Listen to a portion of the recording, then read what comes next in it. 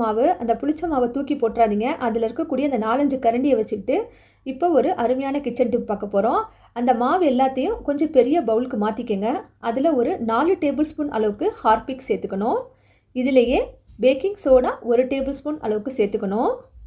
இது எல்லாத்தையும் நல்லா மிக்ஸ் பண்ணி விட்டுக்கோங்க. இது எதுக்கு நம்ம தயாரிச்சிருக்கோம் அப்படின்னாக்கா, நம்ம வீட்டில் இருக்கக்கூடிய கேஸ் பர்னர் இருக்குது பார்த்தீங்களா, அதை இந்த மாவில் போட்டு க்ளீன் பண்ண போகிறோம்.